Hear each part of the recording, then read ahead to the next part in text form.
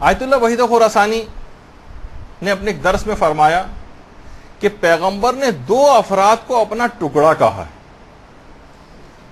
دو افراد کو اپنا ٹکڑا کہا ہے. ایک تو حضرت زہرا سلام اللہ علیہ کو کہا ہے،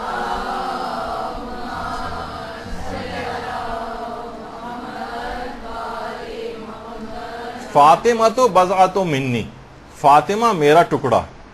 اور دوسرا کہا ہے امام رضا علیہ الصلوۃ والسلام کو پیغمبر نے. اللہم صلی علی محمد.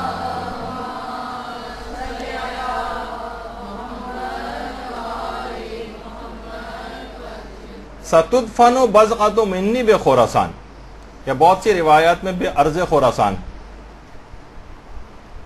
کہ ان قریب میرا ایک ٹکڑا خراسان میں دفن کیا جائے گا اور اس کی زیارت میری زیارت ہے.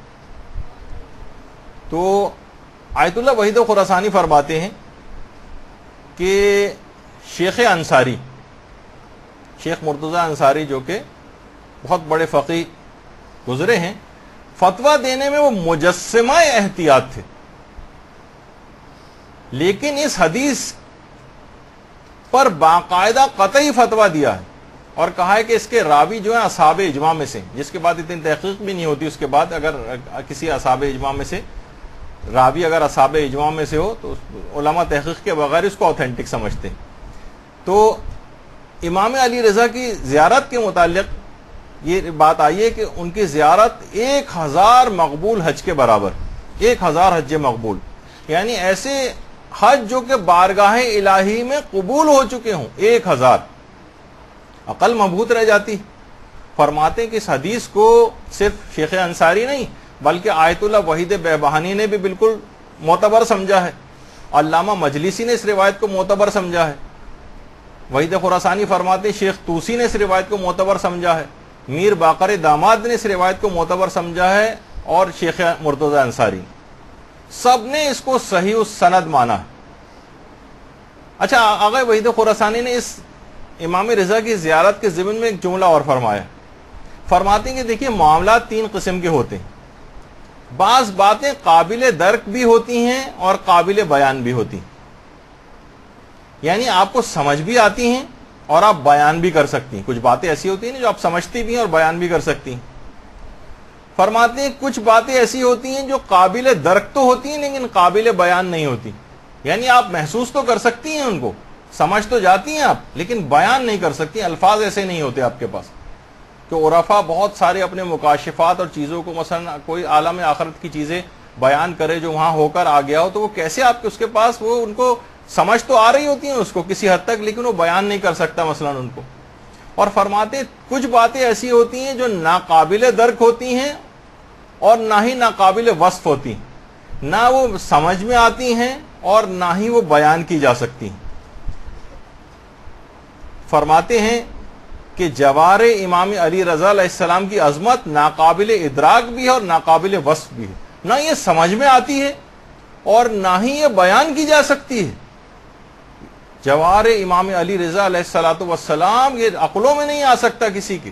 اس جگہ کی عظمت، وہ جہاں پر مدفون ہے وہاں کیا فیوز ہیں، کیا برکات ہیں، زائر وہاں جا کر کیا حاصل کر رہا ہے، کس طرح سے، یعنی وہاں کی اس کی کیسے ملائکہ کے غول در غول وہاں پر آ رہے ہیں، ان کی کیا عظمت و جلالت ہے، نہ وہ اس کو سمجھ سکتا ہے اور نہ یہ بات بیان کی جا سکتی. تو فرماتے ہیں کہ راوی جو تھا وہ بزنتی، وہ حیران رہ گیا، ایک قبر کی زیارت 1000 حج کے برابر، اور وہ بھی ایسے کہ جو بارگاہ الہی میں قبول ہو چکے ہوں. آیت اللہ ناصر مکارم شیرازی نے بھی باقاعدہ لکھا ہے کہ زیارت امام رضا کی فضیلت ہمارے برادران اہل سنت کی کتابوں میں بھی آئی، باقاعدہ ینابع المودہ اس کے اندر بھی یہی والی حدیث آئی ہے کہ ستدفن بضعۃ منی بخراسان، ان قریب میرے جسم کا ایک ٹکڑا خراسان میں دفن کیا جائے گا. پیغمبر فرماتے ہیں کہ جو بھی مشکلوں میں گرفتار شخص اس کی قبر کی زیارت کو آئے گا، خدا اس کی تمام مشکلات کو دور کر دے گا، اور جو گناہگار اس کی زیارت کو آئے گا خدا اس کے تمام گناہوں کو بخش دے گا. اور خود نیاب المودت کے اندر لکھا ہے اہل سنت کی جو کتاب ہے، حضرت عائشہ سے روایت کہ پیغمبر نے فرمایا کہ جو بھی میرے بیٹے کی توس میں زیارت کرے گا اس نے گویا ایک حج انجام دیا. حضرت عائشہ حیران رہ گئی، کہا یا رسول اللہ ایک حج؟ پیغمبر نے فرمایا نہیں 2 حج۔ وہ مزید حیران ہوئی، 2 حج کے برابر؟ پیغمبر نے فرمایا نہیں 3 حج۔ اب حضرت عائشہ خاموش ہو گئی۔ پیغمبر نے فرمایا اے عائشہ اگر تم خاموش نہ ہوتی تو میں سلسلہ 70 حجوں تک لے کر جاتا۔ درود بھیجیے محمد والے۔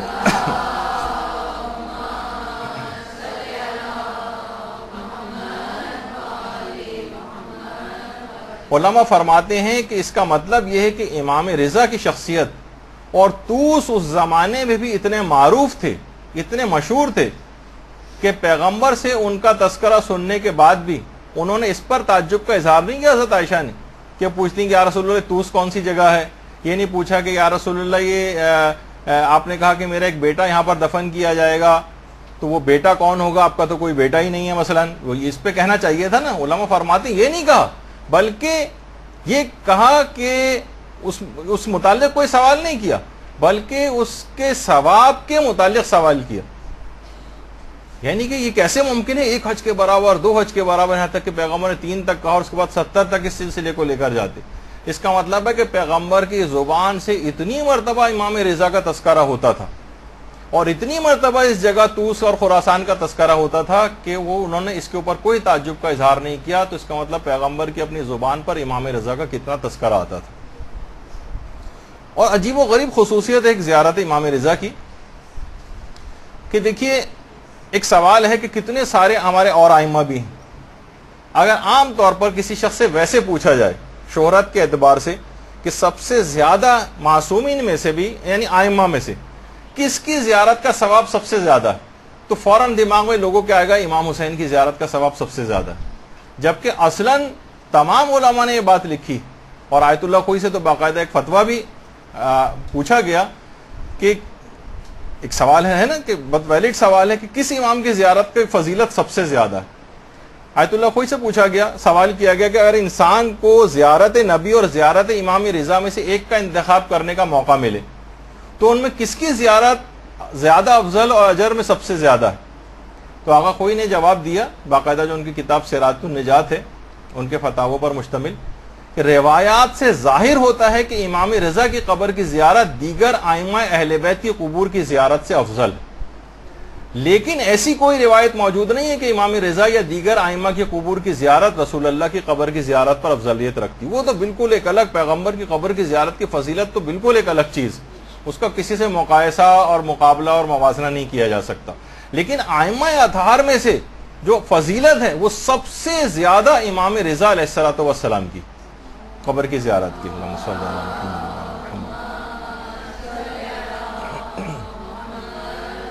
دیکھیے مختلف ائمہ کو مختلف الگ الگ فضیلتیں حاصل ہیں، وہاں کی زیارت کی فضیلت سب سے زیادہ ہے، لیکن مثلا یہ بھی سوال آقا کوئی سے پوچھا گیا کہ کون سی چیز زیادہ افضل ہے، حج مستحبی کے لیے عرفات میں وقوف کرنا اس دن زیادہ افضل ہے یا زیارت امام حسین یوم عرفہ کے دن وہاں جانا زیادہ افضل؟ تو آقا کوئی نے کہا کہ ظاہر ہے، مختلف روایتوں سے بات ظاہر ہوتی ہے کہ زیارت امام حسین کی فضیلت زیادہ ہے، رجحان اس طرف زیادہ ہے۔ یوم عرفہ کے دن اگر واجب حج کی تو بات الگ ہے، ظاہر ہے واجب حج تو آپ کو عرفات میں ہی ہونا ہے، لیکن اگر کوئی شخص مستحبی حج ان دونوں میں سے کسی ایک کا انتخاب کرنا پڑے کہ افضل کون سا ہے، تو مستحبی حج میں وقوف عرفات سے زیادہ اس دن زیادہ ثواب اور فضیلت امام حسین کی زیارت کی یوم عرفہ۔ تو مختلف ائمہ کے اس لحاظ سے الگ الگ فضیلتیں۔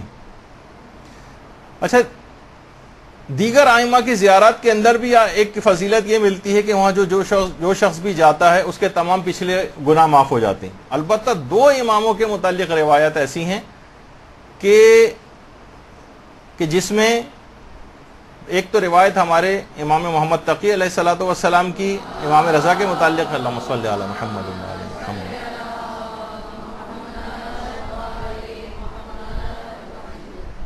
امام نے فرمایا کہ من زار قبر ابی غفر اللہ ما تقدم من ذنبہ وما تاخر، جو شخص بھی میرے والد کی زیارت کرے پروردگار عالم اس کے تمام پچھلے گناہوں کو اور اس کے بعد آئندہ زندگی کے بھی تمام گناہوں کو معاف کر دیتا۔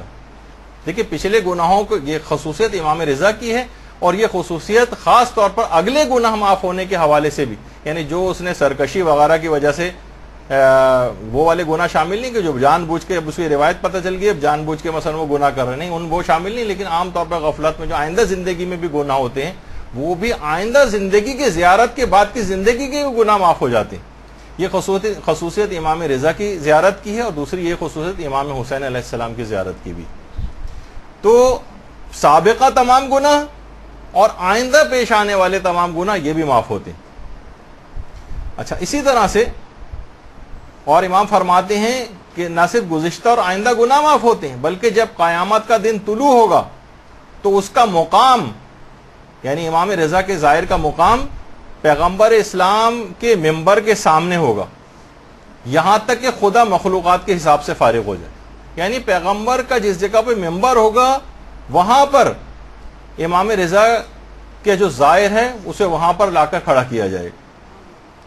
اور باقاعدہ فرائض السمتین جو کتاب ہے اس میں بھی ہے یہ والی روایت، اور اس کے علاوہ امام محمد تقی علیہ السلام نے، ہماری جو ایک شیخ صدوق نے روایت نقل کی ہے من لا یحذر الفقی کتاب میں، کہ طوس کے دو پہاڑوں کے درمیان زمین کا ایک ٹکڑا ہے جو جنت سے لایا گیا ہے، جو بھی اس میں داخل ہوگا وہ قیامت کے دن جہنم کی آگ سے محفوظ ہو جائے گا۔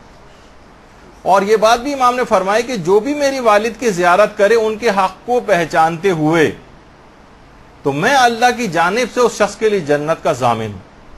دیکھیے تمام علماء نے اس بات کو لکھا، اگر آپ پوچھیں کہ امام کی معرفت یا ان کے حق کو پہچاننے سے کیا مراد، تو علماء فرماتے ہیں کہ یعنی ان کو ایسا امام ماننا جس کی اطاعت خدا کی طرف سے واجب قرار دی گئی، اطاعت واجب قرار دی گئی ہے تاکہ آپ اطاعت کریں، نافرمانی کے لیے نہیں ہے کہ بس صرف ان کو مان لو، ان کے نام سے واقفیت رکھو، یہ نہیں کہا گیا، بلکہ ایسا امام ماننا جس کی اطاعت پروردگار کی طرف سے واجب قرار دی گئی ہے تاکہ انسان ان کی اطاعت کرے۔ تو یہ تو تھا امام کے اپنے بیٹے امام محمد تقی علیہ السلام کا فرمان، اور خود آپ کے اپنے والد امام موسیٰ کاظم علیہ السلام نے کیا فرمایا اپنے بیٹے کے لیے، اللہم صلی علی محمد و علی محمد،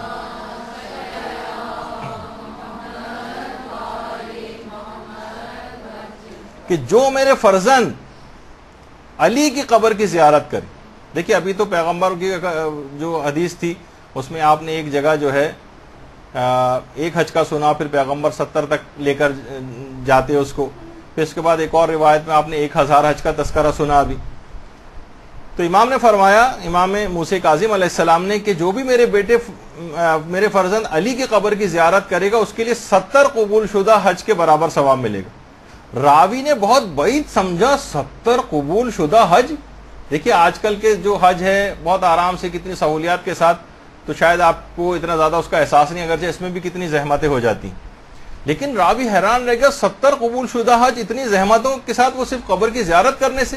امام نے فرمایا ہاں 70,000 حج مقبول کا ثواب، 70,000، بہت سی روایت کے اندر 7 لاکھ حج مقبول کا ثواب بھی بتائے گئے۔ تو اور امام نے فرمایا کتنے حج ایسے ہوتے ہیں جو قبول نہیں ہوتے، میں حج مقبول کی بات کر رہا ہوں۔ اور جو شخص بھی ان کی زیارت کے لیے وہاں جائے اور ایک رات وہاں پر رہے، امام فرماتے ہیں گویا اس نے عرش پر جا کر اللہ کی زیارت کی، اس کا ثواب اس کو ملے گا۔ اور جب قیامت کے دن عرش خدا پر کچھ 4 افراد ایسے ہوں گے جو گزشتہ زمانے کے ہوں گے، امام فرماتے ہیں، اور 4 افراد ایسے ہوں گے جو آئندہ زمانوں کے ہوں گے۔ گزشتہ زمانوں کے جو افراد ہوں گے ان کے اندر حضرت نوح ہوں گے، ابراہیم ہوں گے، حضرت موسیٰ ہوں گے اور حضرت عیسیٰ ہوں گے۔ اور آئندہ زمانے کے جو 4 افراد ہوں گے ان میں پیغمبر اسلام حضرت امیر المومنین امام حسن اور امام حسین علیہ السلام ہوں گے۔ اللہم صلی علی محمد و علی محمد۔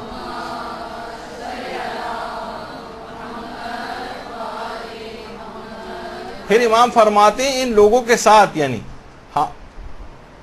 پھر ہمارے ساتھ عرش پر وہ بیٹھیں گے جنہوں نے ائمہ کی قبور کی زیارت کی ہوگی۔ اور امام فرماتے ہیں کہ حقیقت یہ ہے کہ میرے فرزند علی کی زیارت کرنے والوں کا درجہ سب سے زیادہ بلند ہوگا، سب سے زیادہ بلند ہوگا، اور ان کی عطا بھی سب سے زیادہ ہوگی۔ ان کے والد نے کیا کہا ان کی زیارت کے متعلق، ان کے بیٹے نے کیا کہا، اب خود امام رضا علیہ السلام نے اپنی اس کے متعلق کیا چیز بتائی۔ جیسے ابھی آیا کہ 70,000 قبول شدہ حج اور 7 لاکھ قبول شدہ حج، اور یہ بھی فرمایا کہ میرے فرزند علی رضا کی زیارت کا رتبہ کرنے والوں کا رتبہ سب سے بلند ہوگا۔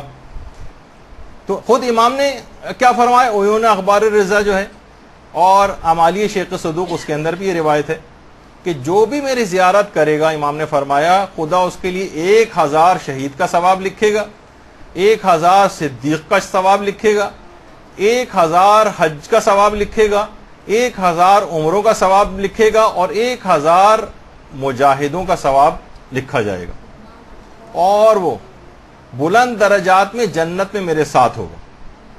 درود بھیجیے محمد و آل محمد۔